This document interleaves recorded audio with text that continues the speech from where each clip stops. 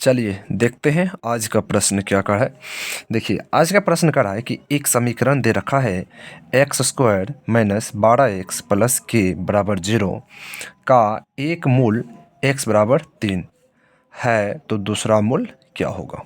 करा ज्ञात करने के लिए यह एक द्विघात बहुपद दे रखा है और इसका एक मूल दे रखा है, ठीक। और दूसरा मूल अपना लोग से पूछ रहा है क्या होगा और ऑप्शन दे रखा है, इसी में से कोई न कोई होगा। तो चलिए देखते हैं दूसरा मूल कैसे ज्ञात करते हैं। सबसे पहले देखिए द्विघात बहुपद है, तो द्विघात बहुपद देखिए व्यापक रूप क्या होता है। व्यापक रूप जो होता है इसका होता है a x square plus b x plus c.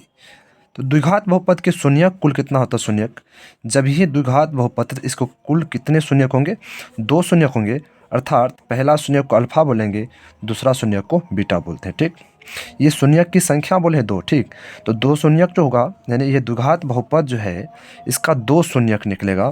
तो पहला शून्यक को अल्फा सूचित करते हैं और दूसरा शून्यक को बीटा से सूचित करते हैं, ठीक। अब देखिए यहाँ पे जो द्विघात बहुपद दे रखा है तो एक्स स्क्वायर के गुणांक को ए बोलते हैं, एक्स के गुणांक को बी बोलते हैं और जो बच्चा उसको क्या बोलते हैं सी बोलते हैं, ठीक।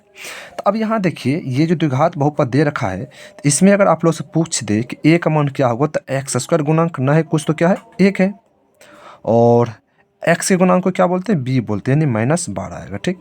उधर सी बराबर क्या होगा के होगा, ठीक है। और देखिए एक शून्यक देख रखा है, एक मूल अर्थात यही मूल को ही शून्यक बोलते हैं। एक शून्यक दे रखा है 3, तो क्या मानते एक शून्यक जो दे रखा है 3 उसको मान लेते हैं लोग 3, कोई दिक्कत नहीं ना। अब देखिए क्या होता है एक संबंध होता है। संबंध क्या होता है कि आप लोग पढ़ेंगे द्विघात बहुपद में कि अल्फा जोड़ बीटा, क्या अल्फा जोड़ बीटा बराबर होता है -b/a, सही है। यहाँ देखिए एक शून्यक अल्फा का मान दे रखा है तो अल्फा का मान यहाँ रखेंगे 3 प्लस बीटा का मान यानी वही दूसरा शून्यक निकालना ही है, बीटा बराबर -b, तो b का मान दे रखा है 12 तो यानी माइनस आके इस माइनस क्या करेगा प्लस यानी 12 बटा में a का मान a दे रखा है, ठीक है। अब देखिए क्या होगा, यहाँ से बीटा का मान निकालना है तो बीटा इधर रहने दीजिए, इधर 1 से 12 में भाग कीजिएगा 12 ही रहेगा, ये 3 इधर प्लस में इधर रहेगा तो माइनस में आएगा, सही है। अब देखिए यहाँ से बीटा बराबर क्या होगा 12 में से 3 घटाइएगा तो 9 आएगा। यानी यह जो एक द्विघात बहुपद दे रखा था इसका पहला शून्य ज्ञात था, दूसरा मूल पूछ रहा था तो दूसरा मूल क्या होगा 9 होगा। इसका ऑप्शन क्या है ए क्या होगा, सही जवाब है, सही जवाब होगा।